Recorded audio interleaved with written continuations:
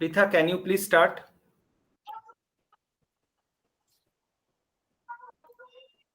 Your video is not on. So now? No. Yes, perfect. But the screen is not visible. Yes. Okay. So, very good evening, everyone. I am dietitian Pritha Biswas on behalf of Cognize Nutrition. Today, welcomes you all on this insightful session of role of nutrigenomics in handling chronic diseases. I welcome everyone, our speakers, our host, our moderator, as well as our entire dietitians fraternity.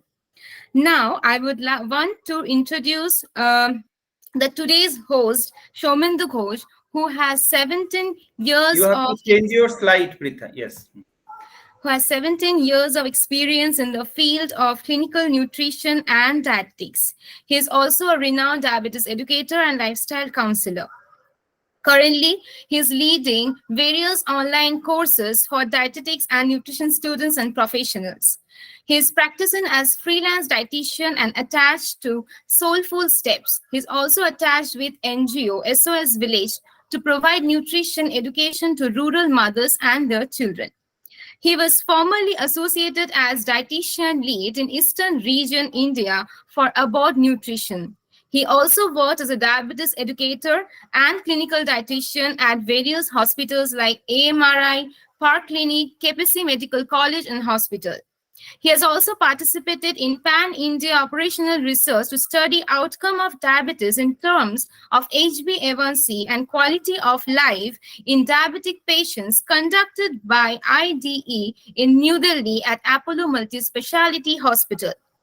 He has also worked as a corporate lifestyle counselor at various organizations like IBM, TCS, Vodafone, Reliance, Jet Airways, etc. He was also involved in nursing training program for different hospitals and also worked as a nutrition counselor for more than 500 school children with various organizations. He also worked as a coordinator and speaker in diabetes education in various eminent organizations as well. He is a light member of IDA, IAPN, and the light member of Association of Diabetes Educator. Now I would like to hand over the entire session to our host and respected Sir Shomindu Ghosh. Over to you, sir. Thank you. Thank you, Pritha. And it is really privileged to have Dr.A.Sreekumar and Dr. Banerjee in this platform of the dietitians fraternity. And this is all possible because of Mr. Rupak Banerjee, who is long term we are a friend, or he is like my elder brother. He is a very dynamic person. So I came to know about him when he was in BD, and he was the very well trainer in forum for injection technique, that is fit. She was very interesting. She was a coach. She has worked for 25 years as a regional manager, and he has varied experience in diagnostic, nutraceutical, diabetic, metabolic, oncology, radiology, wound management, etc. So he has traveled in many countries also, and he was looking after entire India, and Bangladesh. So I welcome Mr. Rupak Banerjee to introduce our speakers for the today and give the introduction, because we are eagerly waiting for this enriching topic. It is nutrition and nutrigenomics, which is the upcoming topic for the nutritionist, because medicine, as you all know, the people are more dependent on the medications. People have erratic lifestyles. We need to change their lifestyles, and depending on the genes, we have to treat our patients. So this is a very modern outlook for all of us, and we are very much eagerly waiting for this session and more physical session in Kolkata. So I invite Mr. Rupak Banerjee, and you can change the slide, please. Thank you so much, Shomendu. And it's really a very nice way of organizing in a very short span of time. I thank all the participants who have already joined. I can see more than 92 participants in the portal as of now. So it gives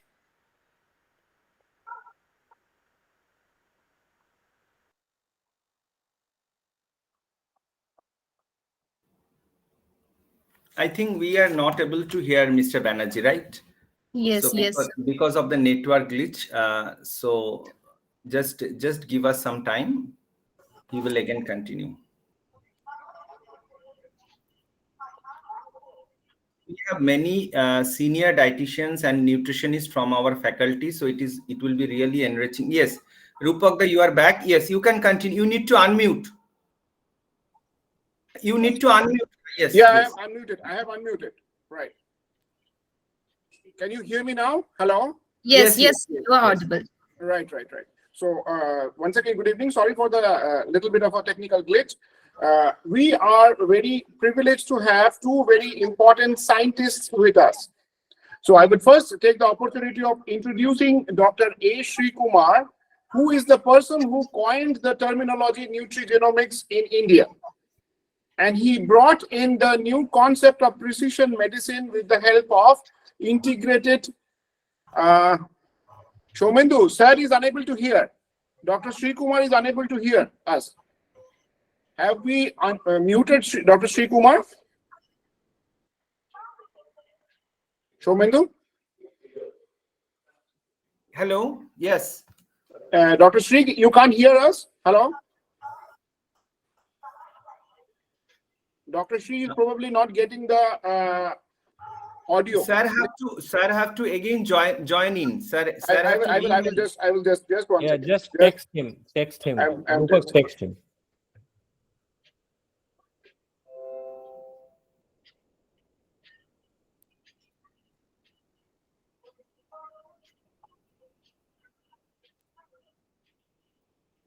Please request sir to rejoin.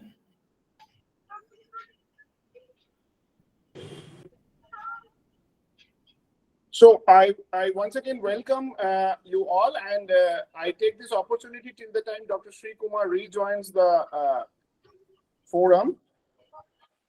Dr. Sreekumar is the founder of BioWell Hospital, as well as he is the founder of Integrated Functional Medicine Hospital in Kochi, and he is a trained head and neck surgeon with an ENT background, and still he has a functional experience of more than 22 years of functional medicine. Sir, can you hear us now, Dr. Shree? Hello? Yes, sir. Your voice is listening. Just one second.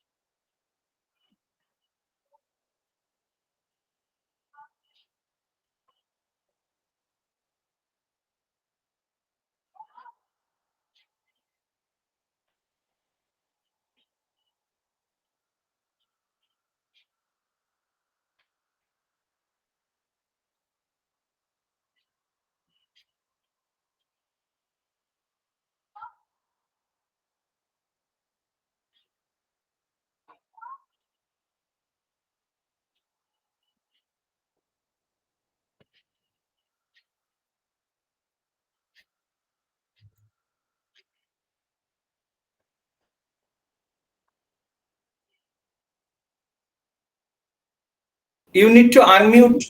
Unmute, sir.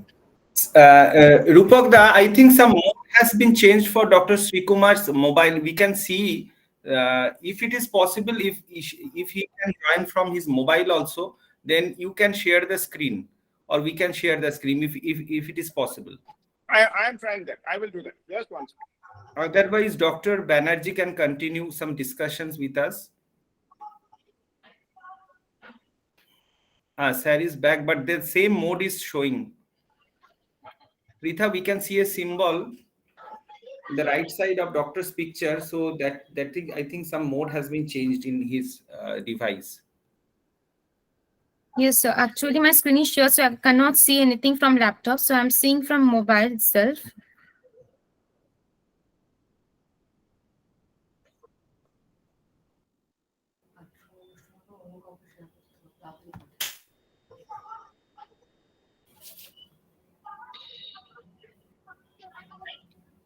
Or one thing that can be done, doctor can speak from his mobile and screen can be shared from his laptop. That can be done. So he have to join from both the devices. Off করে দাও যে।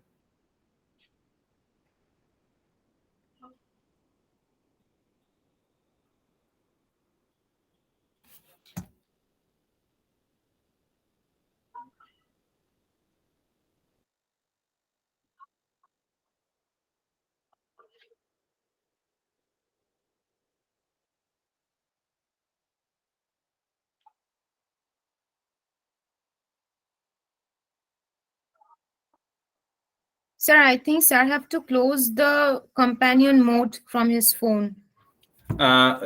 Companion mode, where is that companion mode? Sir, as you the host, can you do that for sir? Companion. If I can change, achha, just I am making you host. If you can do the favor.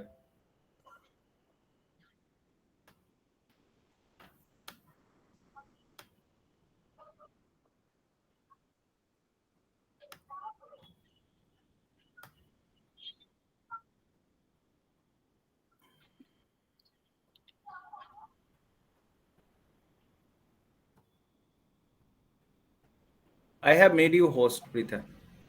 Yes, sir.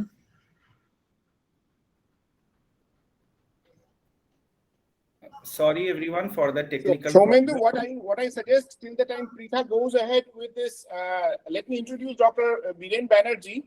Okay. And Okay. we can start with Dr. Birendra Banerjee's presentation for the time being. Okay. Okay. Pritha, So- could you go to the next slide? Yes. Yes, sir. Sure.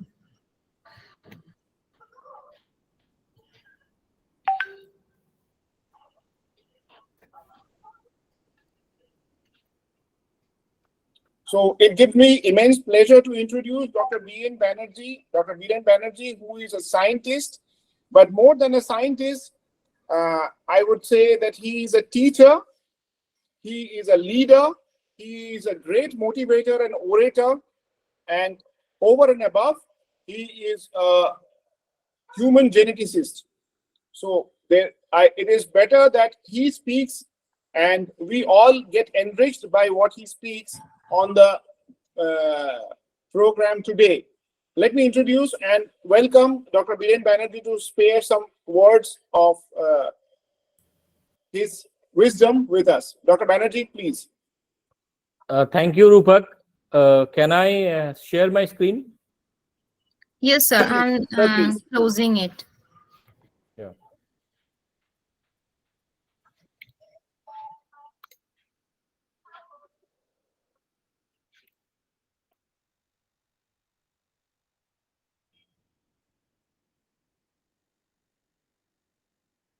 Yes, sir. Now you can share.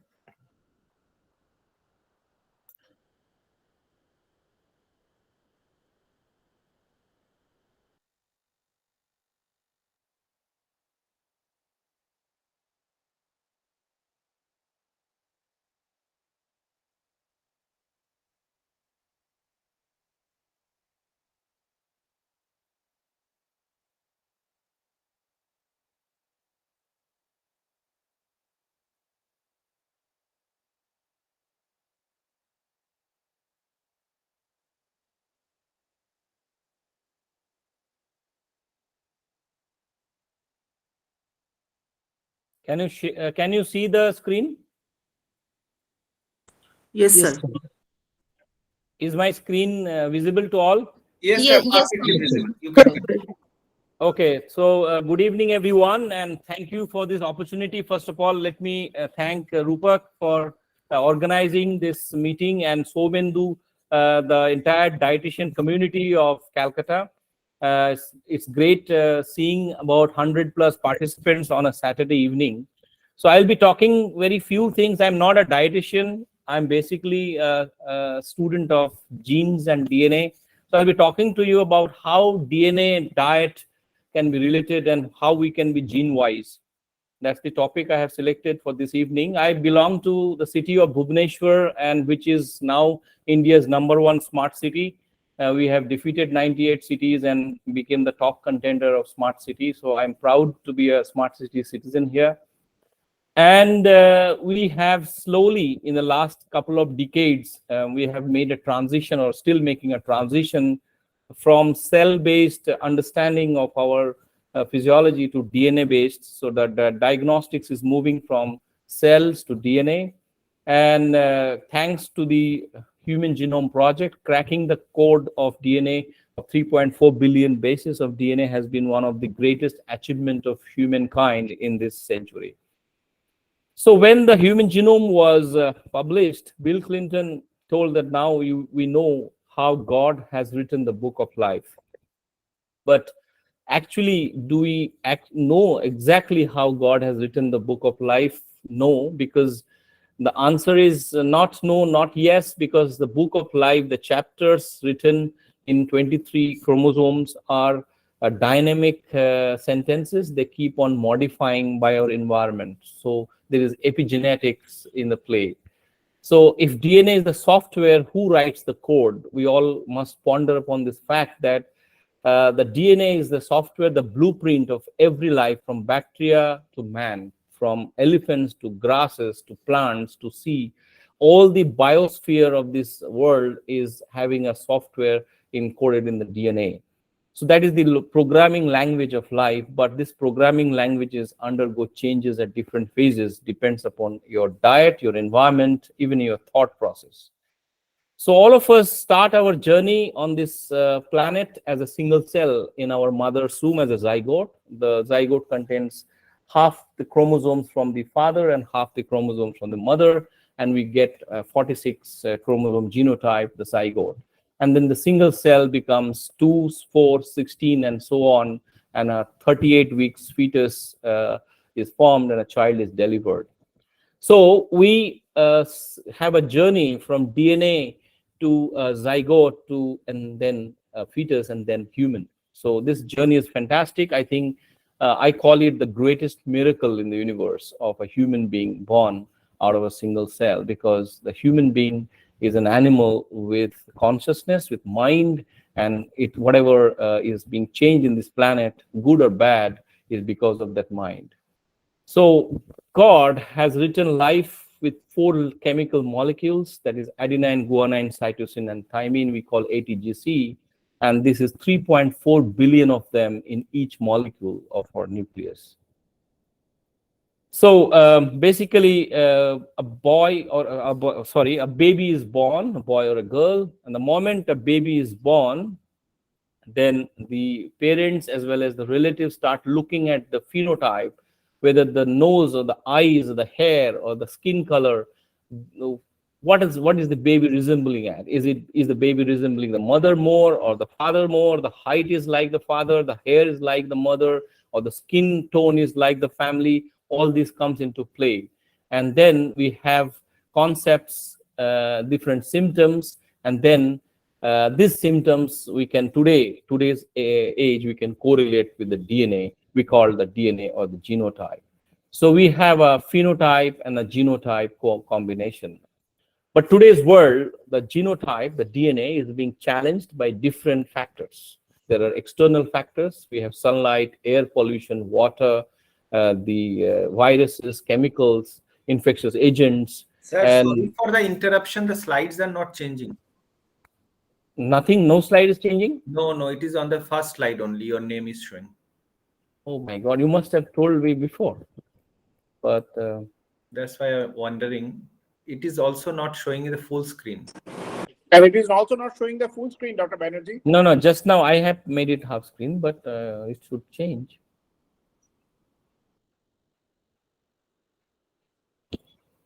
Dr. Banerjee, you have to manually change one by one. There is some, yes, now it is changing. Yes, perfect. Changing now? Yeah. Yeah. But it is not showing the full screen. No, when I go to full screen now, you can see? Yes, it is the second slide. Third slide? No, you have to manually, yes, now it is changing. Okay. So what I do is I will keep it a little bit higher. Yes. Then I'll change like this. Because maybe there is some issue here in the change format. Okay, no issues. You can see the slide? Yes. So I have told about my city. I have told about the transition. You have seen the human genome thing. You have, I am in the genotype slide, and this, okay. You can see the slide? Yes, sir. Yes, sir. Okay.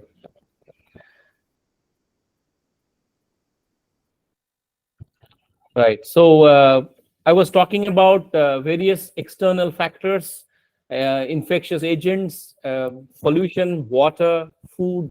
I'll come to food later because that's my topic. But I'm just giving you building up a story of what are the factors which can influence DNA 24/7 all the time.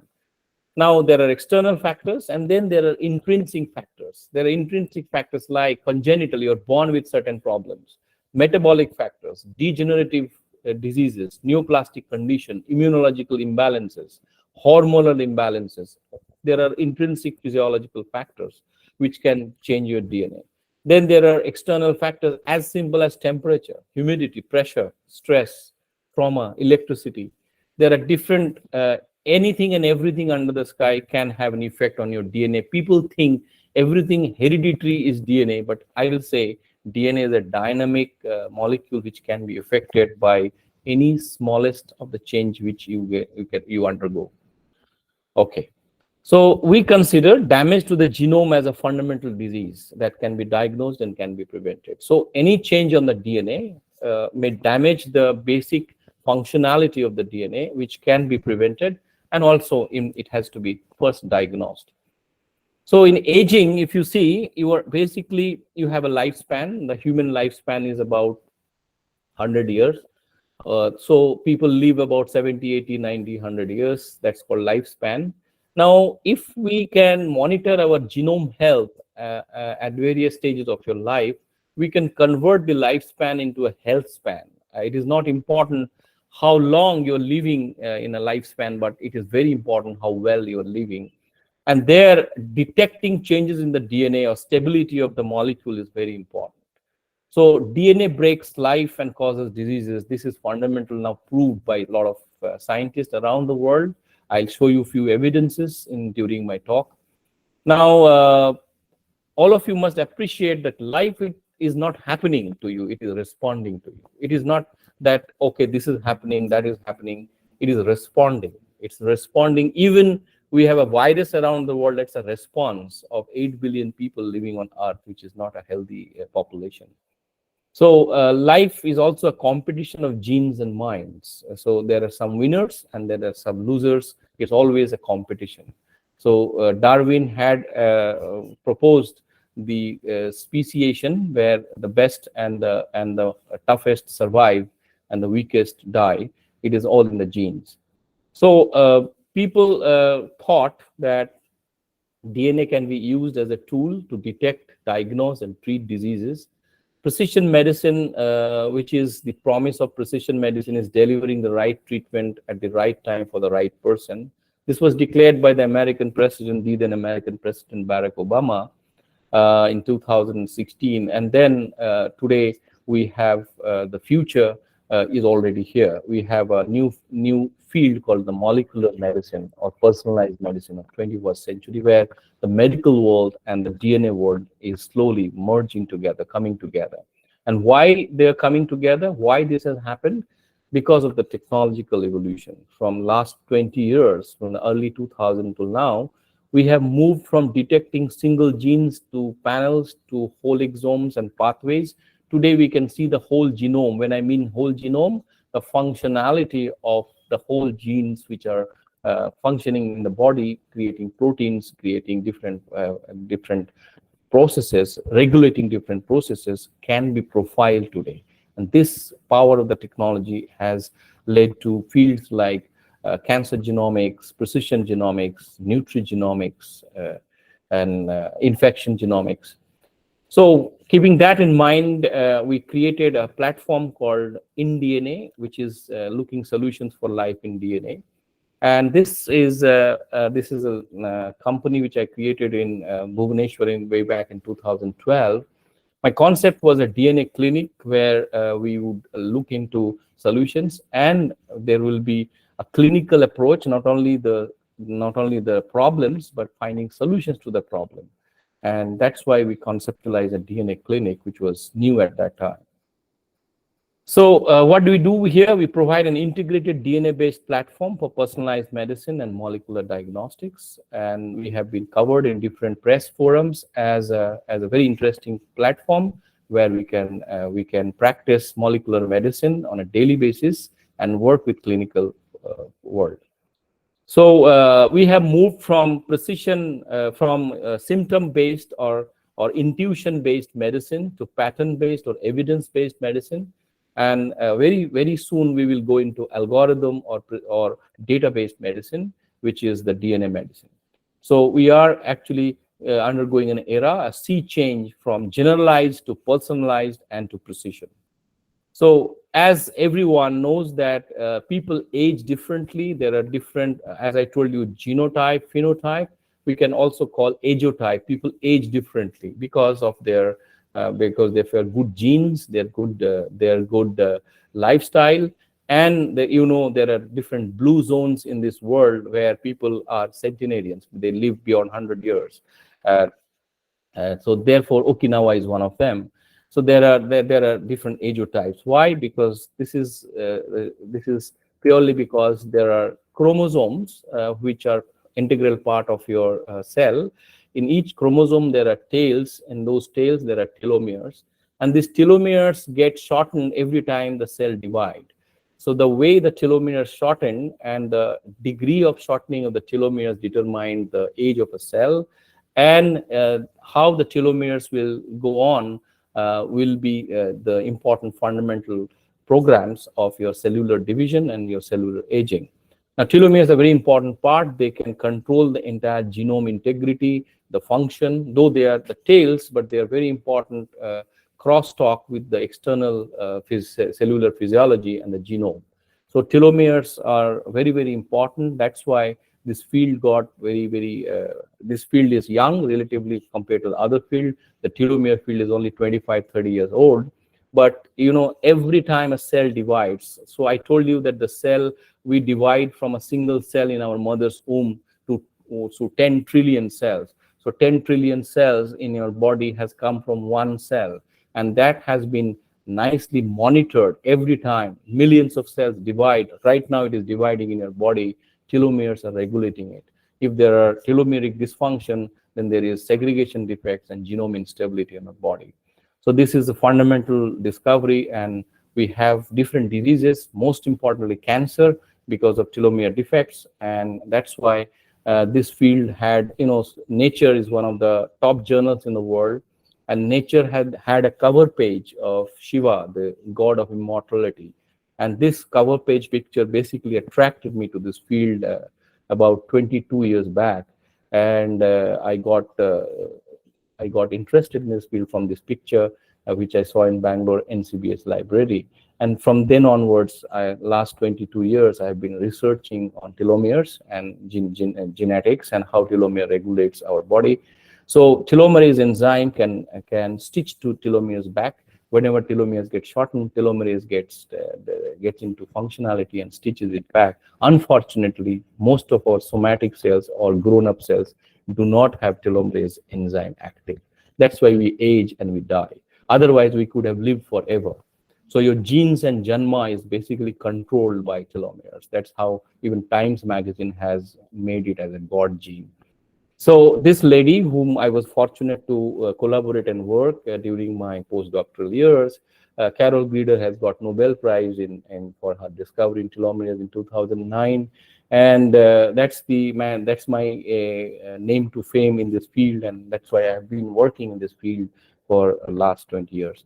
So yes, coming back to DNA damage, I was talking about DNA damage needs to be repaired. Thanks to our repair mechanism, that we are continuously repairing our DNA in spite of the damages we are doing. Even if you are having a Coke or a Pepsi, even if a Diet Coke you're having, your intestinal lining of your cells are getting damaged, and that is repaired. Some of them are repaired, or some of them die. So if the cells are not repaired, they need to die. That is called apoptosis or necrosis. That is good. That is fine.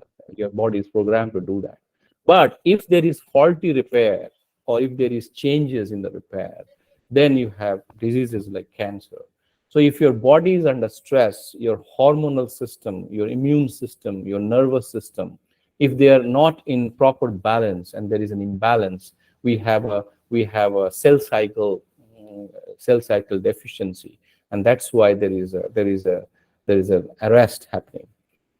Now the cells are not functioning properly, and the cells are under stress, and that's why the genome undergoes mutation changes. Now I'm coming back to this slide had animations, but since I'm not in that full slide mode, I can't show animation, but I can show you the DNA methylation, the change in the DNA. So the DNA molecule is a chemical, and the DNA molecule needs to be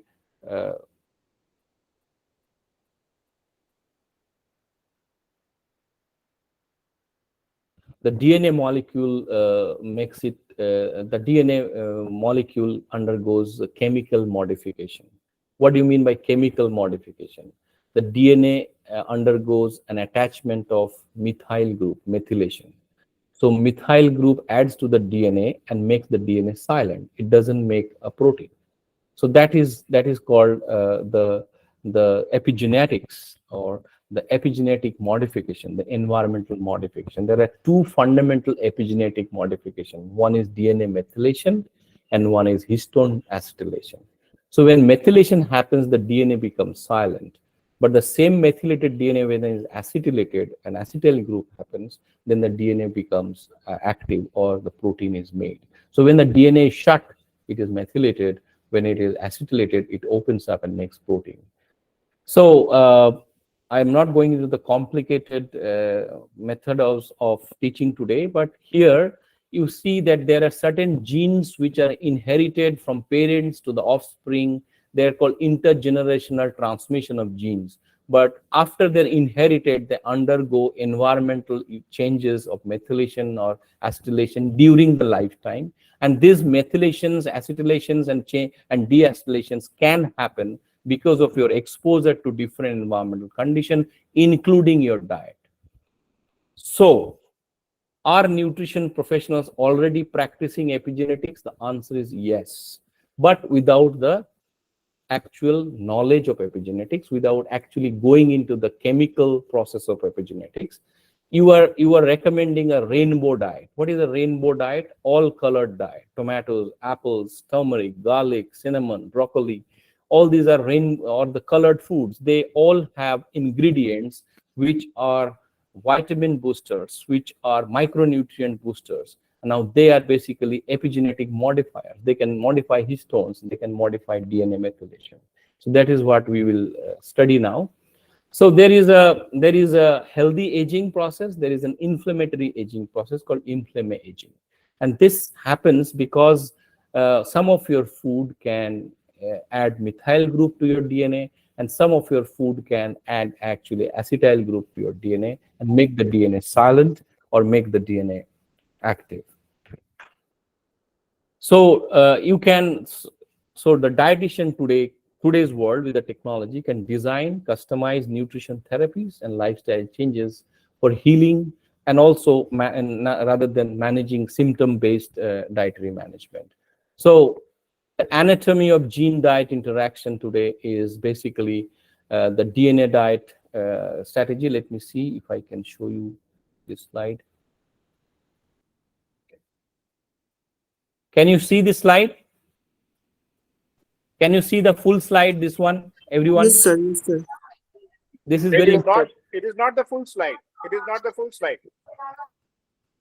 Can you see the full slide now? No? No, sir. The slide is visible, but just not full screen. Okay. Full screen is not visible. Okay, let me delete this. Yeah, now you can see, right? No, Okay, so throughout the presentation, we could not see a single full screen.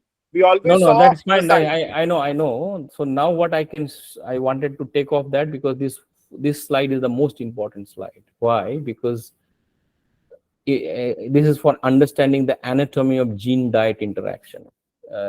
This is the crux of my talk.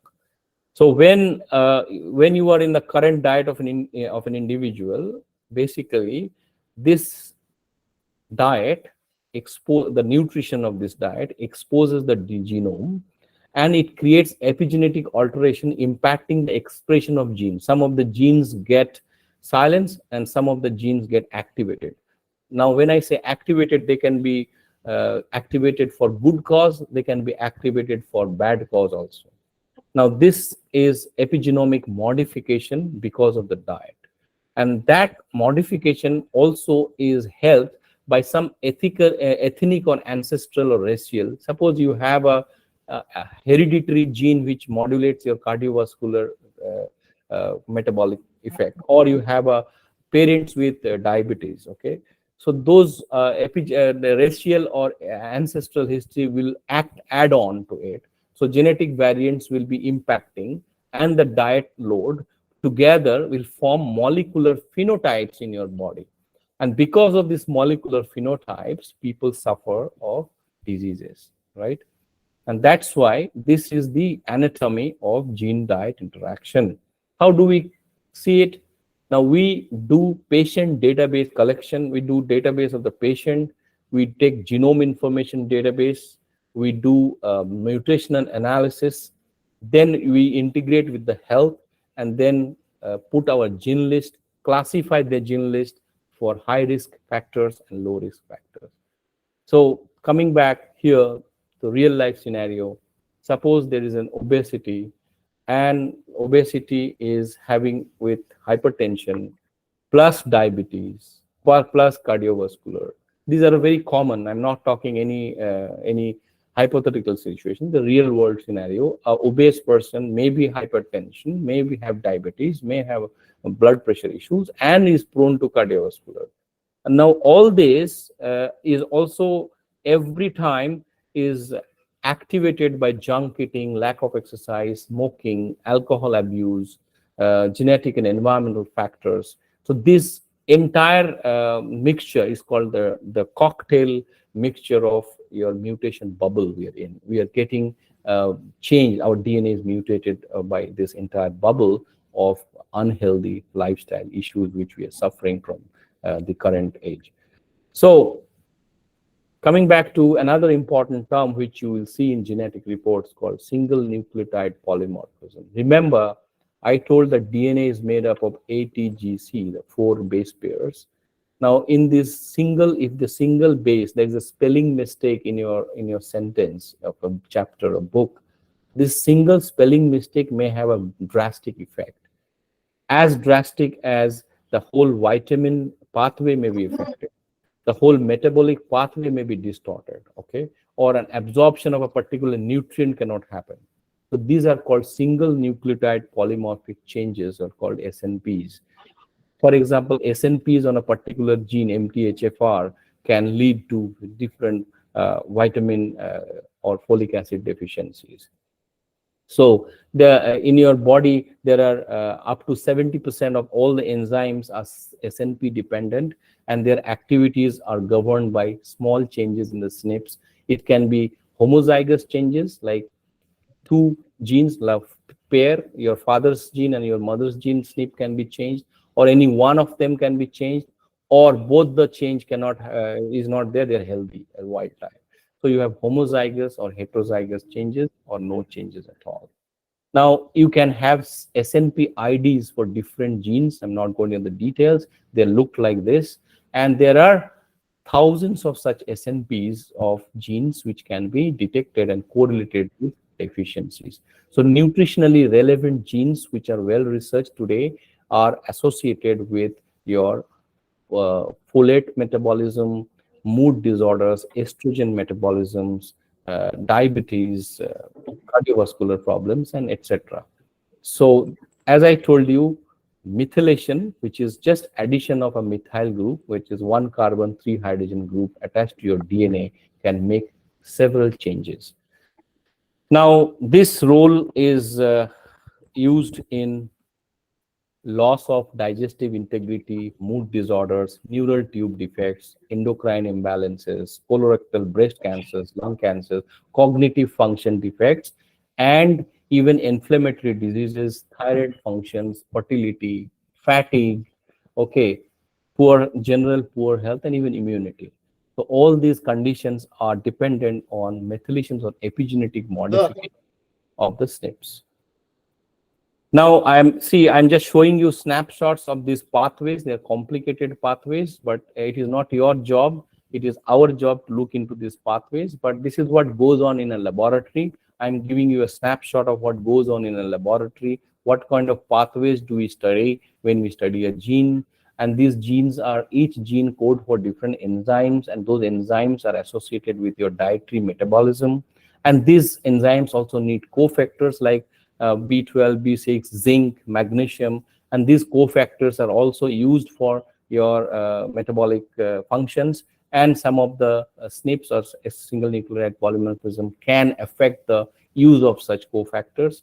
Now, nutrients can bypass some of these SNPs. Suppose you are born with these SNPs. What do? We can't change the SNPs, but we can change them with nutrition, with different kinds of supplements, with different kinds of extra supplements. That is the work of a dietitian. And that's what targeted gene diet comes into play. And this is where you will see the functionality. For example, MTHFR. Hello? There are some people's mic is on. Can I request people's mic to be off? Okay, so MTHFR gene is important gene. I'm just taking one example, which is actually, if it is reduced, if there is an impact on SNPs of MTHFR, there is reduced conversion of folate to active form of the folate. And because of that active form, this C677T mutation, which is very common, there is a reduced conversion of homocysteine to methionine, and there is homocysteine accumulation in the bloodstream, which leads to cardiovascular problems, infertility, and many other diseases.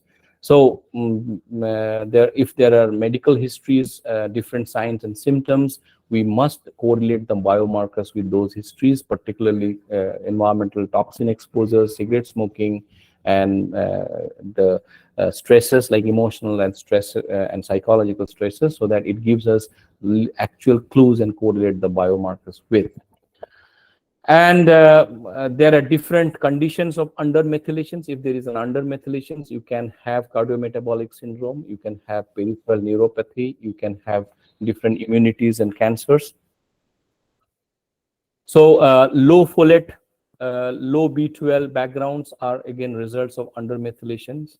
There are methylation issues where even urinary estrogen metabolite panels which are high can be correlated with the methylation problems in some of the SNPs. Drugs interfere with folates, and they absorb their absorption and availability of active form are important. Now, some of the drugs which are used on the clinical drugs like antacids and H2 blockers and proton pump inhibitors, anti-seizure drugs. Now, these drugs basically they may be prescribed for certain conditions, but they modify the genome, which may really lead to other diseases. That is important. So drug exposure history is extremely important for dietitian. So if a dietitian is asking drugs, means they are actually correlating that with the drug deficiency, with the dietary intake and dietary deficiency, because some of the drugs directly interfere with folate absorption and availability. So this metformin, colchicine, antacids, anti-seizure drugs, methotrexate for chemo in cancer, estrogen drugs, the sulfur drugs, they directly interfere with B12 absorption. So therefore, the diets are directly affecting your methylation status of the genome. I'm just giving you proofs. And there are some of the companies abroad like Pure Genomics, they give this kind of reports, genetic clues for SNPs. And how do they add up in nutrition intervention?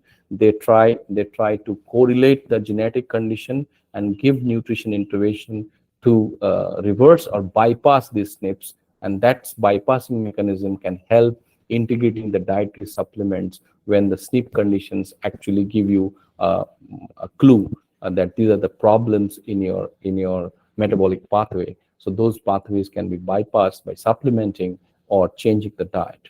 So if you bypass the MTHFR gene, there is greater need for folate, active form of the folate, then folate-rich foods you can be given, particularly like liver spinach kit and other things. You are dietary experts, I need not explain that, but yes, they are needed for correlating with your condition. If you do not know the condition, then again it is a symptomatic treatment, not a directly nutrigenomic treatment. So targeted nutrition support is the way forward in this current era. And why diet may not be enough, inability to convert a vitamin form into active food form, you need supplementation, you need micronutrients, you need overall complete comprehensive approach, not only the change of diet, and also the support system like lifestyle changes, which are very important in metabolizing those. This is how a nutrition assessment is done. There's another protein, another kind of gene which I would like to tell you is the catechol methyltransferase. This catechol methyltransferase or COMT gene is another very important gene which actually detoxifies dopamine, epinephrine pathway. This is basically mood stabilizer. It changes the mood, it changes your behavior, and it is directly affected with your digestive system. So sleeplessness, excessive stimulation, alertness, wakefulness, restlessness, these are all associated with this gene. And if there's a mutation in this gene and that is detected, you can give more foods rich in vitamin B12 or multivitamins, and you can have detoxification, which Dr.A.Sreekumar is expert in India and nationally renowned. So those things directly help these conditions. So this is some of the examples I would like to tell, which are important. There are more genes with nutritional relevance, which I'm not discussing today, but there are lists can go on. There are many lists, and also the gut biodiversity. There also some of the genes play a big role. So gut microbiome, change in the gut microbiome must sometimes directly affect the health.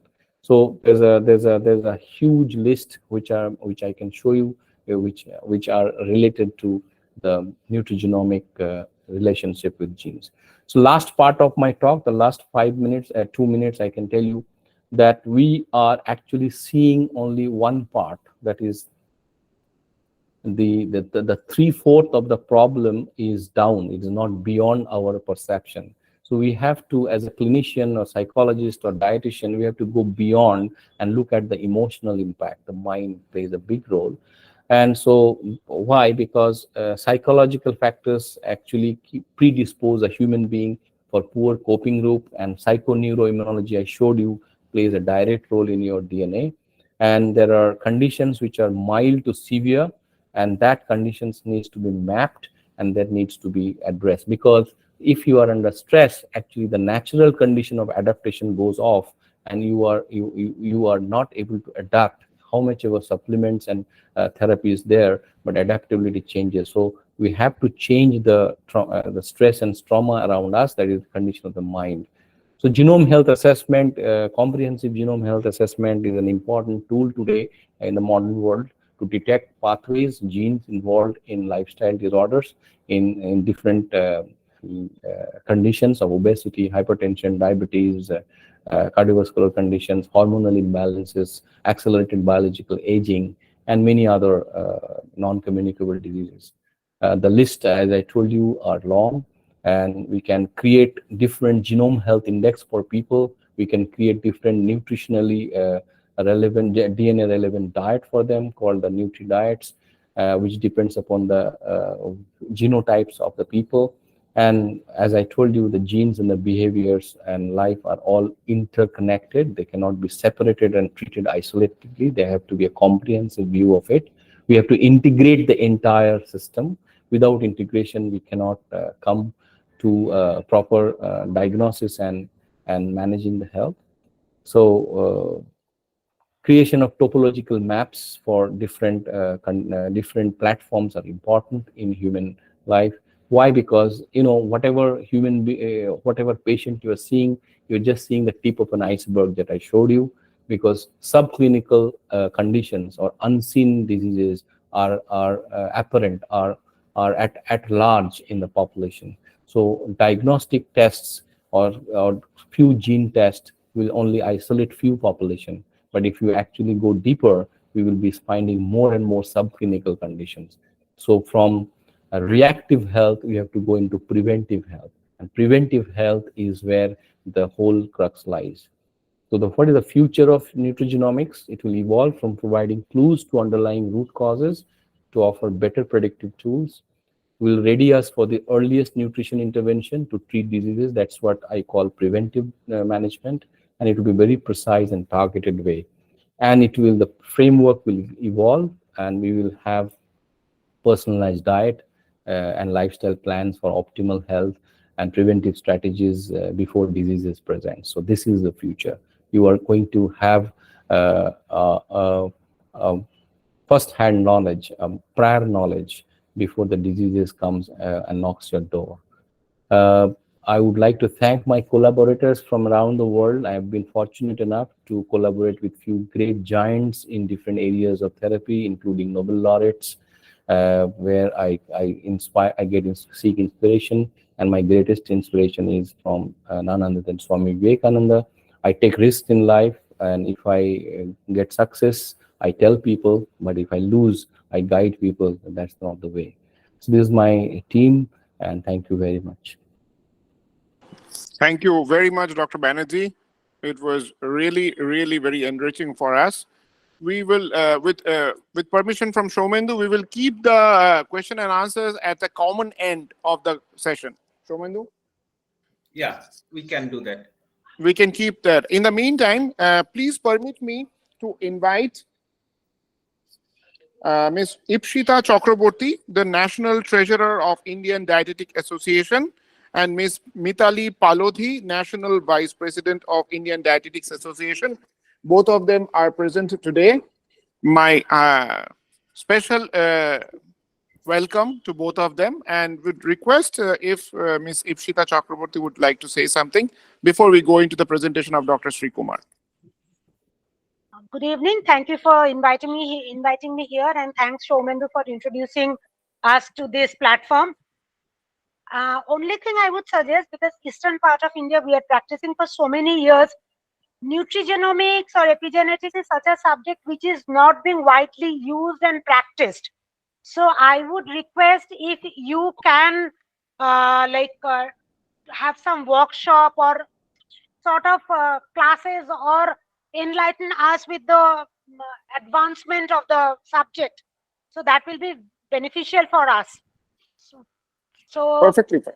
Upcoming dietitians also, budding dietitians also will have a great opportunity to practice and spread the information. So that request is from my end to you.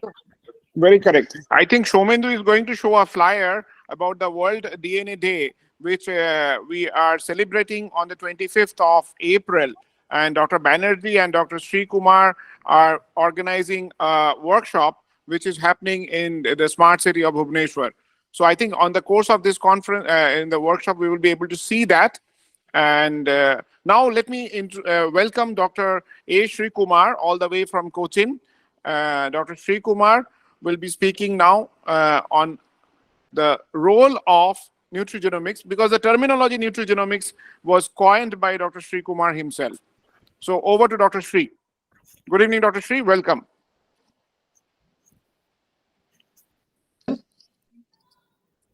I hope Hello. you can hear. Yes, Can you yes, hear? we can. Yes, yes, we can hear you. Yeah, sir, whenever you need to change the slide, please just tell me. I will change the slide. Okay, show the first slide then.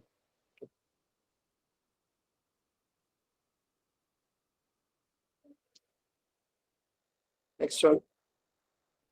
So first of all, thank you all of you for sitting late in the evening for hearing. I know that genetics and genetic related nutrition, how far it is catching up with the people, because I have been in this field for the last 20 years, and maybe giving nutrition not just like a diet, but it is like a medicine. So, as Rupak was telling, I was the first person to maybe plotted this company in India called Nutrigenomics, because at that time the company secretary asked me, what is this term? I said, it will come later on. Anyway, the term has been taken by me, and I was started doing the epigenetic analysis and nutrition intervention based on that. But at that time, it was not that easy, because we could not do anything in India. It was being done in US and Australia. So that was the challenge that we had, and now we are coming a long way. So based on my experience, I think you have heard a lot of in-depth knowledge from Dr. Banerjee. So I'll be talking about some of the practical things in which how to deliver this to the people and how you can make it happen. So anyway, somebody was talking about the workshop and the conference. One workshop is there in Bhubaneswar, and we are having an international conference and workshop, especially on sustainable health through precision medicine in July 8th and 9th in Cochin in Indian Medical Association House. So we'll be, actually this is nothing but precision medicine. Precision medicine needs precision health. If you really look into the lot of things, because precision medicine and precision health, the basic thing that you need is the precision nutrition. And maybe the end of this month, 25th, I'll be after the Bhubaneswar, I'll be talking in the same topic, especially in Symbiosis University, Pune. So I will go into the on some of the slides through which I can take you through a very large subject in maybe 15-20 minutes maximum. So I will say why nutrigenomics, because especially Dr. Banerjee has come and put it, this is the future and this is a way forward. Yes. Why? Because we are surrounded by these two groups of disease. Like I don't have to explain anything of these diseases to you, because it is non-communicable lifestyle diseases, which first category we call metabolic disorders like diabetes mellitus and all the other metabolic complications because of that. Immunity disorders, which is coming in a big way, and we know that autoimmune disease and other immune deficiency that is coming. But today what is crossing is mental disorders. Too much of mental disorders coming in a big way. And we also know that communicable disease like infectious disease, which we know about the epidemics and pandemics, which is actually taking us all throughout. So why all this came and where we can make? We have seen a lot of diets and dietary interventions happening, but I know that that was not able to contain any of these outbreaks or any of these lifestyle disorders, which is coming in a big way and attacking. Especially now, India is going to top most of the lifestyle diseases and also maybe pandemic in this world. Next slide, please. So I should say I am quoting two people here from India. One is none other than now the father of the Indian nation, Mahatma Gandhi, and the other person is from Kolkata itself. Even though she's not an Indian, maybe we can call her as an Indian, is Mother Teresa. Both of them were actually selfish, but they knew one thing. They knew how to nourish their own body. Because this light has been thrown into me, especially when I was actively practicing my surgical practice in the early 90s when Mother Teresa was alive. I was doing a project. So she has put up this idea into me to say that, okay, you have to be selfish to your body. And for that means you have to nourish your body very well. So in order to understand this, I invite all of you to rethink and relearn. So one of the things that we are all doing today, even including doctors and maybe supported by all the nutritionists that is practicing, we are planning to correct the structural deformities or the problems that has happened with diseases. And I will just ask one question, even if you change, put up a stent, can it improve the function? Can it improve the function? When I say the function, not the organ, you can pass the blood through that, but can it improve the cellular function? Cellular function cannot be improved. So functional element that is happening at the cellular level is not being touched when you change the structural pattern. So to understand this, we have to go at the cellular level or at the genetic level. So that is why nutrigenomics is coming in a big way. Today we are living in such a big the way. That is why we need the precision health, which needs precision nutrition. Next slide. So today's, the modern fast world is such a big, any cities or any town in India is like this, need precision in physiology. And you know that if you want to handle this crowd, handle this rush and the speed in which we wanted to go, we need precision in physiology. And hence we need the precision in biochemistry. And that means the precision function has to come, and that has come through the precision nutrition. So we know very well that precision nutrition only will lead to a precision health. So this can uphold the actually one of the dreams of the modern medicine people, that is the personalized medicine. So personalized health is the destination, and precision health achievement is the action plan. And the base of this comes the precision nutrition. So next slide. So what is this precision? So I have shown it in a slide in this thing that you can see a plate. So a precision diet plate. It may sound like a new fad diet, but supported by the National Institute of Health under the umbrella of precision medicine. So you can see nutrigenomics coming there, dietary habits coming there, microbiome, which is coming in a big way, and metabolomics, and lead phenotyping, and physical activity, and food reservoir, and food behavior. So also the dietary habits. And we are changing one. Without your knowledge, you are changing the habit of the food that we are consuming, especially when you take in a place where it is not destined to keep, or cooked in an area where it is not destined to actually cook. So a precision nutrition plate. So we have to design. So I think it is, when it comes into precision nutrition, it becomes highly personalized, and maybe we have to get the help from the epigenetics or the nutrigenomics and the SNVs and other things that is coming. That Banerjee has talked a lot about that. Next slide, please. So associated with this, you can see the individual's genetic, phenotypic, medical, nutritional, and other important information, which is intended to be specifically healthy eating and nutritional guidance as per the need. So it has to go in a very, very deeper level. It is not just feeding your stomach. So you have to evaluate one's DNA, then the microbiome, then the metabolic response to specific food. All these are actually coming as a part of the epigenetic assessment on one side, and how it is acting on the other side. And the dietary patterns to determine the most effective eating plan to prevent or treat disease. So next slide. Precision nutrition demands very, very precise way of acting. So you have to understand this human physiological understanding. So everything has to go with the human physiology. Otherwise, you will be losing the track. Just eating a food is not enough to improve your function. Next. So if you want to just look back, I'm just taking you through a small journey of your cell, the cellular level, which I think Dr. Banerjee has taken you through, and I can just showing you the cell and what is happening inside deeper inside the DNA. You can see the center of this thing. You can see the color, and you can see that DNA is acting much better. But we have to see that even in the cellular level, there is one structure which is mitochondria, which produces energy for you, and it has got its own genes, mitochondrial genes. And they work as per the demand from the nucleus, the main DNA structure. And with this energy, the DNA is allowing ordering for the protein manufacture, which will be done by the endoplasmic reticulum and other things.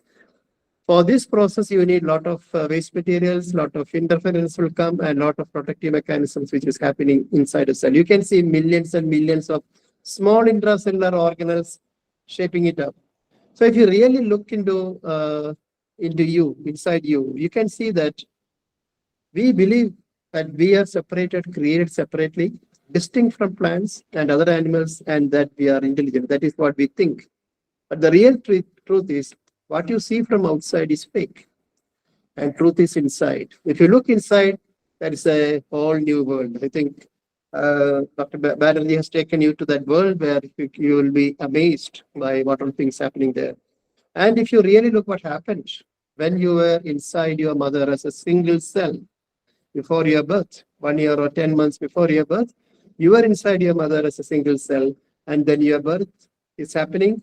By the time you have trillions of cells, so from one cell, you are multiplying and becoming specific structures and specialized structures, and with which we can see that we are coming to trillions of cells, and they survive by manufacturing energy and using that for repair, communication, multiplication, and also that decides your character and behavior. And you can see that health and disease is always going along with this line. So if you want to manage health, if you want to manage disease, we have to understand this mechanism. Otherwise, it is not going to help us in this present world or in the future world. Next slide. So if you really look into nutrigenomics, what is it? It is a study of how food affect a person's gene and how that person's genes affect the way body responds to food. So you have to understand the both. So nutrigenomics is used to learn about how genes and diet together may affect a person's health and risk of the disease, and such as cancer. So you can see that today, if you really look into cancer, I think Banerjee might be thinking, because he'll be finding a lot of genes are participating in forming a cancer. But at the same time, there are a lot of genes that is blocking the cancer production also. So if you want to really look into the medical health and nutritional professional should have adequate knowledge in our history. When I say our history, we should know that this universe is not belonging to humans. It is belonging to bacteria, single cell organisms. And we became over the history, over the years and millions of years, this has been transformed into plants and animals, and then came man. Man became smart, and then now we have to understand the metabolism of the cells, and that results in your life. And if you want to really manage it, you have to understand the epigenetics. You have to understand the toxins that is going and actually blocking the order that is given by the epigenetics and mutating the epigenetic expression. And that is how the disease process sets in. So this is why it is very, very important. And as you really understand from Banerjee's talk, the science is going deeper and deeper. And we know a lot of things today, and we have to implement this or deliver this to a common man. So you can see the connect in life. What is a connect in life? When you talk about a three-dimensional health, next slide, please. So when you talk about the three aspects of you, there is a mind, there is a body, and there is an environment. So mind, body, and environment. Environment I have taken because that is the spirit. Mind, body, spirit. So the mind, body, and spirit has to be in one platform. There should not be any difference of opinion, or it should not stand in two different planes. So you can see that. So who is connecting here? You can see the genes, how the genes are coming out, and how they are being maybe stuffed inside your nucleus. And you can see what all things are there. So many beads, especially histones, histone tail, and DNA, and all those things. So if you really look into the outside, so what is it happening? Especially there is a mind. According to me, the mind is residing in the DNA. DNA decides what you do. If you are healthy, it is the DNA's decision. If you are sick, that is the decision of DNA. Why this happens? Because you are not giving adequate nourishment to the cells. Because the DNA orders, and if the cell is not obeying, so after the repetition of this happens for months and years, they will undergo mutation and will give a useless order, and that will create a disease. So you have to understand what is happening. That is on the right hand side, you can see the components of the environment, which can be natural. You can see the air, water, land, and creatures. And humans, what you can see, the political, economical, education, religion, community, family, and individuals. And you can see there are a lot of things which we have made. Man-made things like roads, bridges, parks, buildings, monuments, and industries. You can see among all these things, your gene has to work. And your gene can work amongst all these disturbances, provided you nourish them properly. So that is the most important thing. That is why Nutrigenomics. So you have to understand this connect in life, then you can understand a lot of things. Next slide, please.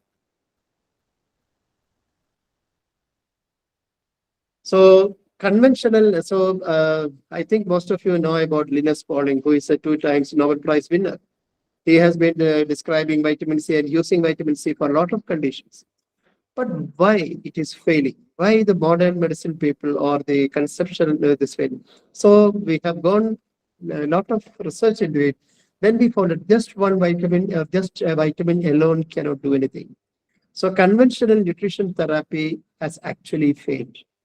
So that has got a problem because people doesn't believe in nutrition. People doesn't believe in that this all is trying to happen. That is what we think. So correcting deficiencies alone will not correct disease because you have to understand the mechanism. You can correct scurvy by giving vitamin C, but how can you correct the deficiency that is causing the heart blocks or deficiency that is causing cancer? So you have to understand a little more deeper into it. So we have gone deeper and we know that free radicals and antioxidants, but we think that free radicals are bad and antioxidants are good, but we now know that both are needed for us, for our this thing, because only free radicals are there, then antioxidants will be there. So there should be a striking balance between the two. Not that free radicals alone are bad or antioxidants alone can do a lot of good things. And we really, the minimal nutrients required for optimal health are required at the genomic level. So not at the stomach. You have to have the optimum nutrients. So that is why RD, recommended daily allowance, is all failing, especially in preventing disease and also in treating disease. So we have to see that it has to come at the genetic level. This is where researchers and scientists like Banerjee has to put the light on. We also have the disparity of the food security and affordability at the individual level, a predominant obstacle today. So increasing population, you can see that it becomes 2.5-fold by 2050. And we also have to understand that we are living in a world which is, the whole world has become smaller and smaller because of our inventions through transportation, communication, all these things. So we are actually living in a nano world. And so we need what? If you want to live in this world, we need more energy for the cells. So how we can give it? So this is the nutrigenomic approach that I normally used to do, because I do a procedure in which I do detoxification. Detoxification happens at the cellular level, at the hepatic level, kidney level, colon, and skin. So you have to have the detoxification process here. Then optimal gene expression has to happen. So you have to activate. So you can, I think you have to go to the next slide. Yeah, this is the nutrigenomic approach. So you have to optimize the gene expression by activating the synthesis of the corresponding enzymes. If gene switched off, so that is why sometimes some people say, I was using all these minerals, vitamins, all this good food, but nothing happens to me. It is because the gene is switched off. And if the gene is switched off, the supplementation fails. So what happens is you have to understand the epigenetic level, how you can trigger the genes or switch on or switch off the genes.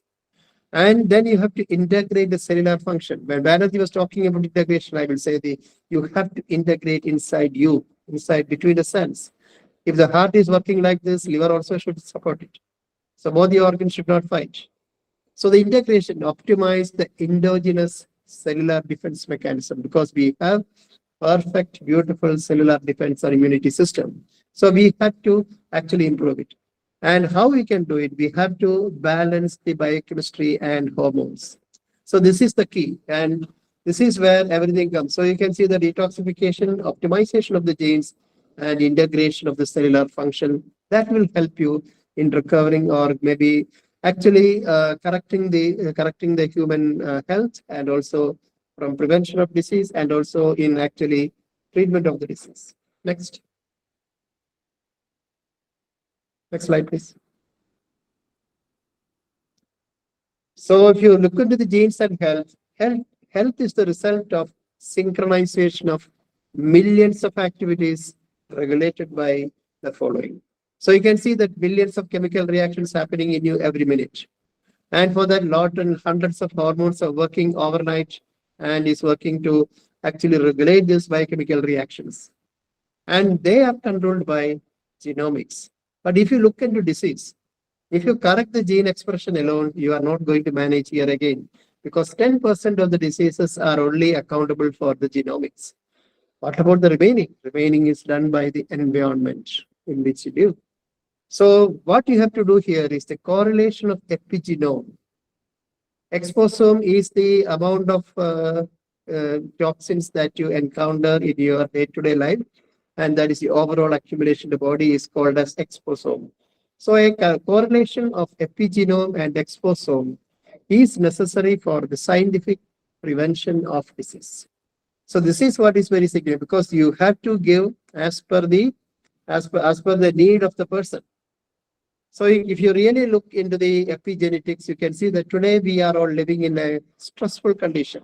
So I call it is because of oxidative stress. And what are the epigenetics involved here? So you can see that, one is it is involved in the glucose metabolism or energy metabolism, which is a very, very big problem today, because you can see the diabetes is just soaring high, and we are managing diabetes from the wrong level. We are attacking glucose for what? Glucose metabolism has to be straightened or strengthened. Instead of that, we are thinking that it is insulin and other things. That is, we are on the wrong track. So oxidation regulates the expression of gene governing the glucose metabolism and the fat metabolism. And this actually leads to a destructive element, which we call it as endothelial dysfunction. Endothelium means it is the lining of the arteries and veins. So it disturbs the vascular system, cardiovascular system. You can get any amount of disease that you talk about: heart attack, cancer, peripheral arterial disease, and all those things. And you can see the condition called as insulin resistance, which I think all of you are very much aware. And also there is altered insulin secretion. I have seen a metabolic syndrome or insulin resistance or diabetic case. I can say that all the cases that I have seen, maybe all the last 20 years, maybe it is crossing 200 to 300,000 people, I would say that everybody has got enough insulin. But even then, people are giving medicines to increase the insulin production. So that is where we fail. So all these result in metabolic syndrome, diabetes, and cardiovascular disease. So this is how the epigenetics. So this is from here to the dysfunction and resulting in disease. Next slide. So we know that genomes in action, as Banerjee was telling, more than 25,000 genes work independently. If they work independently, they cannot make you. They have to come in a combination. They have to synchronize the action. They have to integrate their actions. And most of our expressions are decided by the combination of genes. That is why one genetic expression alone is not going to detect a disease or anything. So we know that, okay, I think, I don't know, we have shown the slides, especially because that is a big topic. I think when you come for the workshops, you can maybe understand about methylation of DNA and histone methylation. So that is the basic biochemistry of the human body. And if you understand that, you can manage good diet.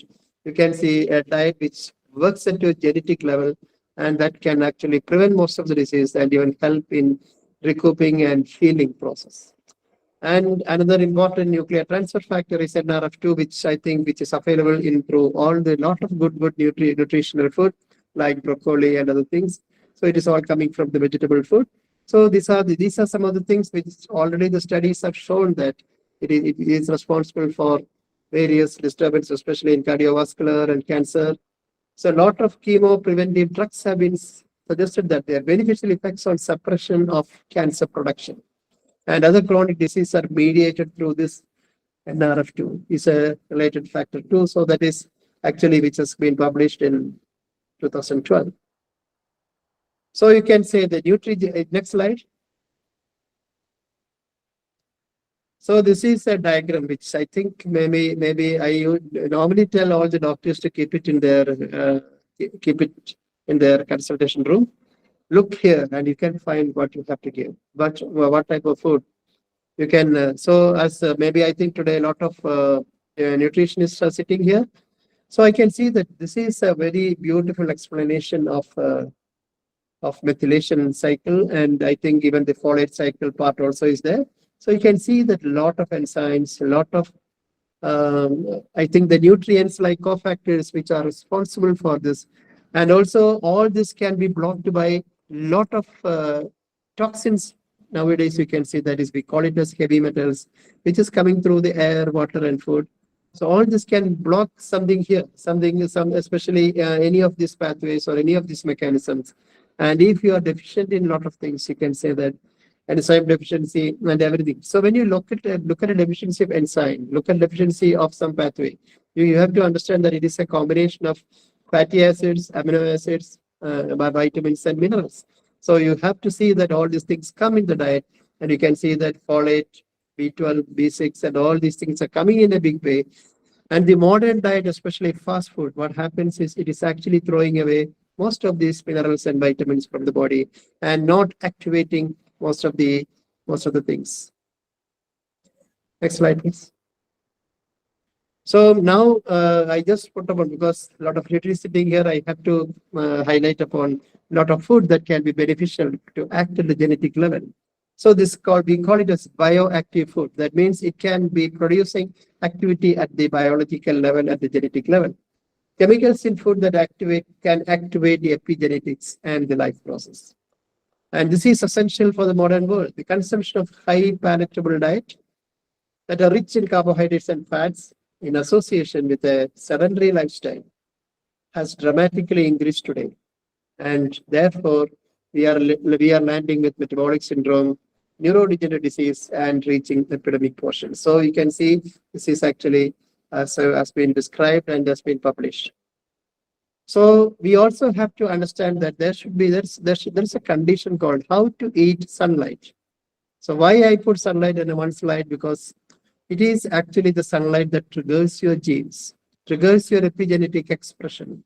And if you have nourishing properly, you have to eat sunlight also.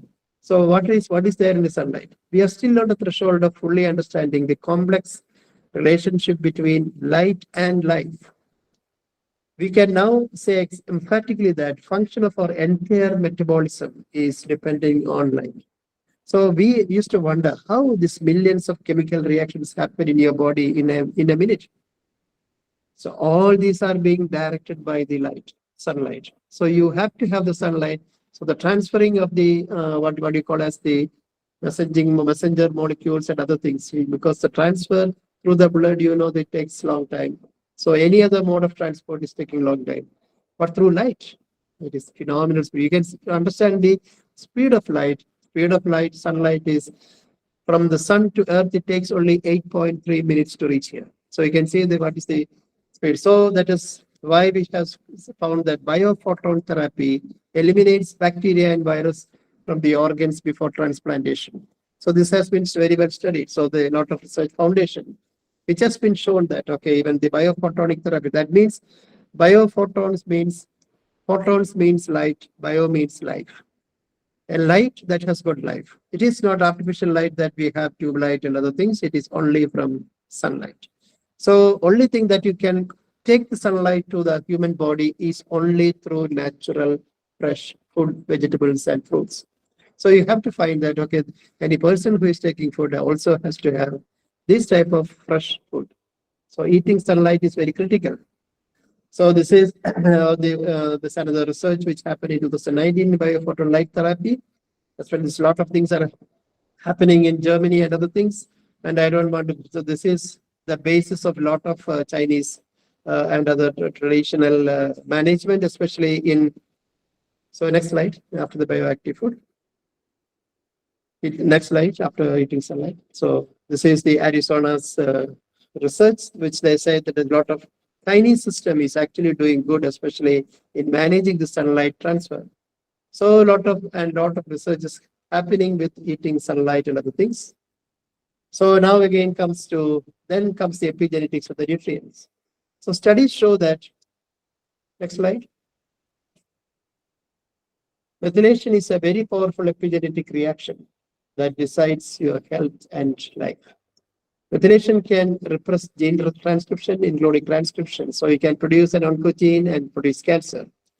Nutritional status is actually a particularly micronutrient intake has been a focal point when investigating epigenetic mechanisms. Next slide.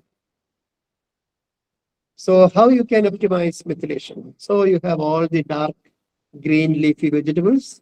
Sunflower seeds and wheat germ actually naturally it gives you B6 activated B6 vitamins. Fish and eggs actually give B6 and B12. Cheese, very essential, especially vegetarians to have B12. And beets and walnuts give B6 and folate. Dark green vegetables, asparagus, almonds, whole grains give a lot of folate. So all these are methylation actually methylating molecules which is present naturally in the food. So these all work at the epigenetic level. So again, the liver contains, I think if you are non-vegetarians, they can take folate, which contains folate, B6 and B12 from the liver. Minimize the animal protein, sugar and fat. Why? Because it increases the homocysteine. So next slide, please.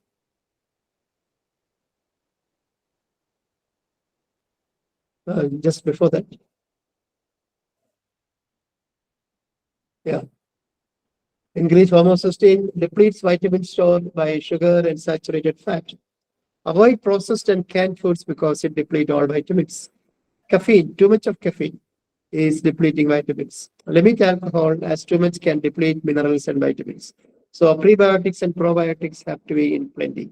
And all this, maybe too much of sugar, too much of caffeine, too much of alcohol, everything will destroy these prebiotic and probiotics also. Next slide.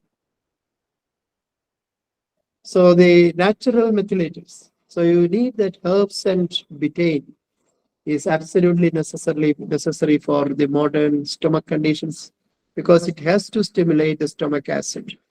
Today we are not having acidity, hyperacidity. We are having hypoacidity. So you need betaine and herbs that is supporting betaine production like curcumin and moringa leaves and all these things are helping in production of betaine because it contains a lot of minerals which can actually produce stomach acid. Fruits like banana, strawberry, raspberry, grapefruit, all these are natural methylators. And you can also give juicing, but unfortunately it should be fresh, not like maybe stored or maybe stored in the fridge. You can use ice, but you cannot keep it in the fridge and take it, all these juice. Next slide, please.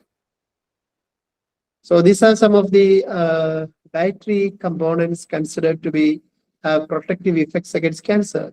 So especially you can see what is the active component, which is on the left side, and the center, what is the food origin, and what is the epigenetic role. So these are all studies which has come. So you can see methionine, folic acid, B12, B6, S-adenosine, methionine, choline, betaine, resveratrol, genistein, and sulforaphane. All these are actually affect your or help the or block the epigenetics that can lead to cancer. So I think we are using a lot of these things for especially in managing cancer, especially after the treatment. I think we have a lot of cases which now crossed 18 years, 19 years, still alive, not only alive, but living in better and reverse cancer. I think we have around, in my experience itself, in my clinic, more than 5,000 or 6,000 cancer patients surviving more than 15 years now. So you can see when you use all these things from the fresh, or you have to support with supplementation, and all these things will work. So this is how it works. It is working at the epigenetic level. It is not that, okay, it is not working. Only thing is that you have to understand that if you want to give all those things, you have to first improve the digestive process. So another important study which has come is vitamin C has got a great role in epigenetic reprogramming. So once you correct your digestion and give other nutrients, so don't give vitamin C alone. Vitamin C alone cannot do the trick. Maybe it can stimulate an immediate result, but if you want to maintain it, other nutrients and other good food has to be there. So what is it doing? It can reprogram the somatic cell into the pluripotent stem cells. So you can see it has got a wonderful action, helping in epigenetic reprogramming. Actually, what we are doing, especially with this diet, is you are doing actually epigenetic reprogram. So that is another thing that you can say, especially what is this diet, especially when you say when you give broccoli, when you see amla and all these things, what is it doing? Actually, you can reprogram, and maybe we can analyze. Maybe Banerjee will help us in identifying it before and after the good dietary change. You can see that what the epigenetic change that is happening. That is the next research that should happen. Improves the quality of stem cells in regenerative medicine, so it becomes non-toxic epigenetic therapy that can be used for the prevention and treatment of cancer. So along with other nutrients. So vitamin C actually is not just at the periphery, but it also acts at the epigenetic level. So in conclusion, so this slide which I have already seen. So in conclusion, so you can say that speed and time is the most. Next slide. Speed and time is the most crucial factor. So today we are living in great speed and nobody has time. But we have all the time in the world, provided you nourish your body very well, because then you know that, okay, you have no job. Because when you have to really understand one thing, the work that you are doing in 10 hours, you can finish in 5 minutes. But for that, you have to understand how you have to nourish the person. So you have to be smart enough. So you have to produce, especially all this precision nutrition is to create smart health. And that will make you smart in life. Smart health needs precision health and precision medicine. To achieve all these, eat for your genes. Relearn by unlearning precision nutrition through Nutrigenomics. So this is a brief outline of what can happen, and this is the way out. And this is not a dream, but this is practically possible, and this can be done. And only thing is that understand most of the things, and then you can see that it is much more easier than what you think. So we have a precision medicine conference, and we have a pre-conference workshop. We call it as a geno-metabolic medicine workshop, and I think both Banerjee and myself will be conducting that, and with a lot of clinical case studies it will be showing, so it can be beneficial for people who are attending. And these are the registration fees and all. I see. Okay, thank you very much, and can contact me through any of this mail or my website. Any questions or anything? So Rupak, the podium is with you. Right. Thank you once again, Dr. Shree. Excellent. Always, you keep on amazing me, surprising me, always. You always have an ace up your sleeves, Dr. Shree.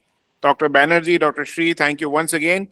And I will now request Shomendu, our host for the evening, to take the podium for the questions. So And thank you, Rupakda. Thank you, Dr.A.Sreekumar, Dr. Birendra.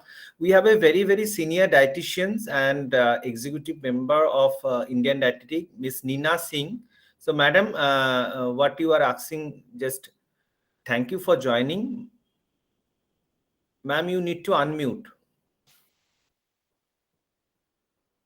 Neena, ma'am, you need to unmute yourself. Yeah, it's okay now. yes, Okay, yes. first of all, I'd like to thank both the speakers. Very informative talk. Just want to ask a question. How can nutrigenomics help in reducing allergy problems? What kind of things does one eat to help improve the allergy health? So if Now people let's say, are I having think a lot of people are having allergies. yeah, At every, I know the question. I am seeing a lot of allergy cases because my area of because my specialty is head and neck and ENT. So I used to get all sorts of allergic rhinitis, allergic asthma, and all those things. So the way how the nutrigenomics work is, so first of all, we actually I have shown you the slide, especially we do the detox. Because if you want to improve the digestive process, you have to first do the detox. So detox, especially we do a lot of ways, especially we do the before doing the stomach and gastric detox, we actually do the cellular detox, and we use 2-3 items for that, especially that is in modern medicine. We use intravenous zinc, we do use intravenous vitamin C, we use intravenous EDTA, ethylene dye. So any of these things which the patient is which is available and which is more suitable, we will give. Zinc I prefer because zinc is one of the mineral that can actually prevent allergy. Because zinc has got various action, especially when you give zinc itself along with the in the intravenous procedure, especially when in allergy cases, you can see that okay, not only balance your digestion but also it helps in combating with the allergic mechanism. So zinc containing food is very essential. Nuts and seeds are good, and other things that we normally and especially non-veg, because most of the zinc today is available. Non-vegetarian you will get mostly from the seafood, but even from the vegetarians you may get it from the sea vegetables. I think in India we are not used to eat that much of sea vegetables, but Europeans they are, because they have mostly it is winter, so they are in the yeah. So they are getting a lot of sea algae, sea beets, sea mushrooms, and all those things, which is actually very rich source of zinc. But unfortunately, our spices were all there. But unfortunately, by the way of processing, we are losing most of the zinc in the mineral, and also which is zinc in the soil is also very much deficient. So we are having this deficiency. That is one of the reason, and we also tell the people to stop the milk protein, because milk protein is one thing that is actually blocking the absorption of a lot. So when these two things comes, you can actually stop the allergic response. And we also look at the balancing, especially we don't have, if you look at the epigenetic profile, I think Banerjee is the best person to, because I am not sending any patient for epigenetic profile of an allergic patient. But we are actually we have a process in which we do the epigenetic process by looking at the questionnaire. So we can see how epigenetically prone this person is for prone to get the disease.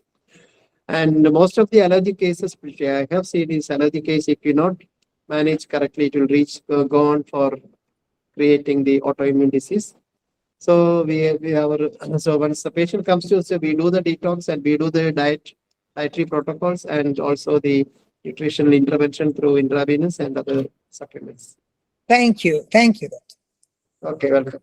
Thank you. So Bijoya ma'am, we are taking your question, but Mitali ma'am, do you have any question or anything, any feedback to share? Mitali Paloti ma'am, as I am just requesting. Thank you, Shomendu. Or should I say, how can I express my gratitude to both the speakers? They have enlightened us in the new era. And we, the dietitians, nutritionists, we know these things, but we couldn't apply this thing in our field because lack of our knowledge and expertise. So I think, Shomendu, again, I thank you, and I am grateful to both the speakers, and I hope from Indian Dietetic Association also we can have some program with the engaging all the speakers. And I also convey my thanks to all the participants who are present there. Thank you very much, Omar. Thank you. Sir, we are looking forward for more programs in Kolkata for the Eastern dietitians. So, yes. So please do some offline educational program or courses for us. So it will be very enriching for us. Actually, we can have some workshop also. Workshops. Just for application of this knowledge and how to use this knowledge in the treatment of the patients. Because still this is not in our courses, though there is a chapter in the master degree for the dietetics, but it is not enough for us in the practical aspects. So as suggested by Mitali ma'am, we should have some practical knowledge in this field. Definitely. Applied knowledge is more required. More required. Okay, yes. That's great. Bijoya Das ma'am, you have a question. Can you just tell your question? Yes, it was a wonderful session and I'm really thankful to both the speakers. We have learned a lot today. Sir, actually, I wanted to know about hypoxia-induced factor gene. Like we generally know that cancer cells are expressing HIF, but then if a person is doing vigorous exercise for a long duration, can HIF help in diabetic reversal or help the obese patient? Banerjee, your Yeah, area? yeah. Can you hear me? Yeah, Yes, yeah, I sir. can hear you. Yes, sir. So, Ms. Vijaya, if I heard the question right, there are two aspects. You are asking hypoxia-inducible factor gene, which the cancer cells hijack. Here, you have to understand that cancer cells are fast-growing cells. So when a cancer cell grow, the cellular output is high. So they need more and more oxygen for their fast metabolism. But we do not have that steady supply of oxygen. We have the physiological oxygen available. So therefore, they learn to remain active in hypoxic condition. So therefore, there is a stress response gene in our hypoxia inducible factor, which is stably expressed by most of the cancer cells. Why? Because they learned how to survive in hypoxic condition. Now, when you do fast exercise or vigorous exercise, those exercises are basically associated with muscle fatigue and not cancer-like hypoxia in your muscles. There, your entire system gets into a hypoxic mode where you need more and more oxygen for the ATP generation or energy requirement there. So that is our understanding of HIF. HIF is a system which cancer cells hijack, and some of their drugs are there now, which actually target this HIF ability of cancer cells to take off the HIF gene and survive. If you can cut off that, then you can actually kill cancer cells faster, and that is how even radiation does. Now, Right. correlating exercise-induced HIF gene expression for obesity and diabetes, that's a different issue. Therefore, there it is a metabolic burn. There you are getting into the metabolic burn pathway where you are actually burning and using your reserves more, and you are getting into the exercise mode from the sedentary mode. So where you are getting into your wild type metabolic pathway, where, as sir was just mentioning, that you have a sedentary lifestyle and you are very high on carb and sugar diet and you are not exercising. There, if you do exercise, you are basically getting your metabolic pathway gene activated. So these two are two different parallel processes which are difficult to interconnect actually. Okay. So Thank you so much, in this sir. question, I Yeah. will give one more answer. Yeah. Especially what we do is, especially in this cancer cases, what we do is you can oxygenate the tissues without giving oxygen directly, because that is, we are using one thing that we are using is ozone. Ozone can be injected directly through the vein, or it can be inhaled through oil. And in exercise induced thing, what we do, especially in sportsmen, what we got fantastic results. We give a nebulization using magnesium. So magnesium nebulization will actually directly go into the cells and work in a better way. So you can see that all these gene activities and other things. So maybe we have to go for a research or scientific study based on how the genes can be, the expression can be blocked and other things. So we have to go for it. So these are giving clinically better results. We have seen in sportsmen, especially in football team and other players who are coming here. So we are doing, and people who are going to the gym regularly, because what happens is most of these activities, metabolic pathway won't happen. They do the exercise, they cannot use the reserve. So taking magnesium nebulization, it is a fantastic, maybe non-toxic preparation that is very easy and very cheap and very affordable for most of the people. Thank you, sir. Shomendu, I So- think Orunima is raising her hand for pretty long So time. we can take one or two questions there before winding up. Arunima and Shorodip. Yes, Arunima, you can have your question. Dietitian Arunima. Thank you so Thank you so much, sir, and thank you so much for these deepest insights. We learned really a lot today, specifically the undercovered thing. Like as Shomendu sir has already told, like we have that on syllabus, but we are not that much into it. So my question is, like while eating something depends, like especially in pregnancy, the mother's diet can really be in terms of nutrigenomics. Is there any impact on child's microbiota, like the growing fetus? Like how the what kind of bacteria I will be think there in. I think it is one So, other thing that you have to understand is in the when the child is in the mother's womb, there is no bacteria in the gut. The bacteria will be present only after only the first bacteria they will get only through the vaginal delivery, and that is actually lactobacillus that can digest yes, sir. the human milk. So the other things of I think the my microbiome of the mother actually influence the growth of the child. So that has to be mainly on diet and dietary precautions and other things that has to follow. I think Banerjee has something to tell on that. Yeah, so sir has answered the first part of the question, that is the gut microbiota and the fetus. That's I will answer the second part, that is teratogens can pose an effect. So there was a huge effect of the first highlight. There's a drug called thalidomide.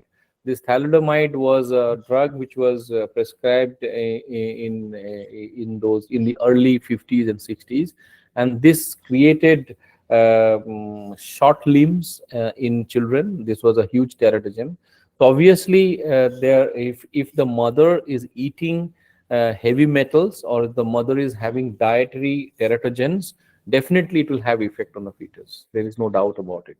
So yes, but there are natural ways of preventing. But nature has its own protective layered mechanism, which God has given us. But again, if we bypass that, if we abuse it, misuse it, therefore, definitely, as that's for most of these pregnant women are debarred from drinking, smoking, late night parties, and having different kind of fast food. If they do that, that is basically affecting the fetus. Yes, there are reports about it. That Thank you means so much. in the lactating period also, like they are having the Yes, chances of yes, getting yes, some. absolutely, Right. absolutely. So last question we may take. Dietitian Shobhik Chakraborty, do you want to share any feedback or any question as a senior dietitian, or we are moving? Yeah. Yeah, very good evening, everybody. So, I find it very helpful for all of us to know all the development of this nutrigenomics in India currently. There are lots of studies available in abroad. So, we are very new in it. So, it will be very much helpful for us. So, it must be circulated within us, and there must be more studies and more seminars for our in-depth knowledge, especially for juniors, and we have to apply this on our daily to daily basis patients as well. Thank you. Thank you so much. So it should be application based, as you are saying. Shauradip, Yes, sir. First of all, thank you, sir, for such an informative and enriching session. Sir, I just have a little question, that is, in case of carcinogenesis, some sort of vitamin B complex like riboflavin, pantothenic acid, vitamin B7, biotin are restricted. I just want to know that, ask that those vitamins can damage the DNA at all. Mm, Which I didn't hear which vitamin. Vitamin B complexes, sir. Riboflavin, pantothenic acid, biotin, these sort of vitamins, sir. Yeah. Actually speaking, because there are a lot of studies which can come controversial, because if you are giving only one vitamin, because most of the studies go with uni therapy and other things. That is why the studies are not supporting it, because your body needs all the vitamins, all the minerals for your good health. So you cannot take away. But only thing is that that type of product that you are taking, especially when I have seen B complex vitamins in India, most of the B vitamins are not good at all because they are not active B vitamins. They have all the preservatives there, and it is going into the system and it is doing a lot of things.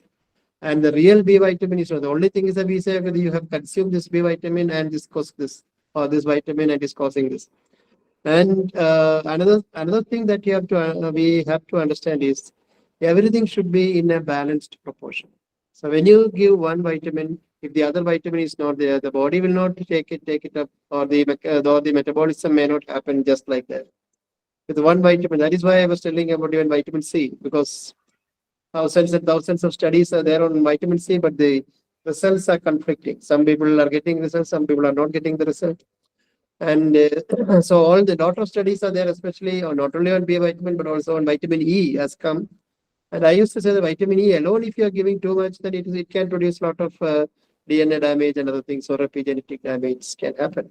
So it is this can happen with any vitamin, or if you are using it especially in a uncontrolled fashion. So only thing is that we had, because today there is no control over usage of vitamins and minerals. People just buy and take and from the market, and it has to be supervised properly, because I normally say you have to eat the vitamins based on your food that you consume, not that just take any vitamin that is not that will not do the trick. Yes, sir. Thank you. Thank you. Thank you, sir. Thank you, sir. Another note of caution here. I just wanted Yes, sir. to add on what sir has just told, that in cancer, diet is a double-edged sword. You have to know whether you are increasing fuel to the fire, or you are actually antagonizing the fire. Cancer cells are on a very rapid pathway of growth. Okay, they will hijack every mechanism available in the body to grow. Their only ambition is to grow at the cost of anything. So in that, if some of the supplements are basically using the pathways being used by cancer cell, that pathway, this vitamin B12 will enhance. So their pathway enhancers, there they will act as an enhancer. So there you have to be very cautious. Thank you, sir. Thank you very much. Shibayan, in perspective of sports nutrition, as you are a sports nutritionist, so do you have anything to ask to our eminent speaker? Sir, my name is Shibayan Ganguly. I'm a martial artist, and after my clinical nutrition, I've done sports nutrition from SAI. So here in when we have learned and when we have applied with nutrition principles with athletes, they need a very short and smart approach, because they don't have time. They have to train a lot and they have to arrange a lot of things. So for professional sports nutritionists, how well nutrigenomics can be applied, that perspective I would like to know, like what we can give them. Like they want fast results, because they are sports people. All the athletes, they have a very like, because it's very highly competitive, they want a fast transition in their performance or in their physique, so that they can keep on participating and improving their records. So what we can actually, how we can help them with nutrigenomics? Is there any aspect which you are planning for sports nutritionists, or like for sports nutrition at large? Can you just give me a small insight of yours on this? So another thing that I normally have done is, I have not done any genetic analysis or epigenetic analysis on sports people, because as you rightly said, they want fast result, and they come for specific reasons. So I normally don't interfere with sports medicine. So, but the sports medicine people used to refer a lot of things, especially on some problems they have. Maybe they are not achieving their results. So what I have seen is, I just go through their history and their basic things, and add on some minerals to it, and maybe that is then I normally tell them to have some fresh drink, something which you can do, especially when you are taking water, mineral rich water, plus some you can add some. I have just told about some biophotonics, photon rich fluid, which is very very good for most of the players and maybe the competitors, because So the can you repeat and the next. the last point which you said? Just the last point. The voice cut. Yeah. Yeah. Yeah, biophoton rich food, especially when you can have a fresh lemon squeeze into the water, or you can slice the lemon and put it in the water, and that also will give lot of biophotons.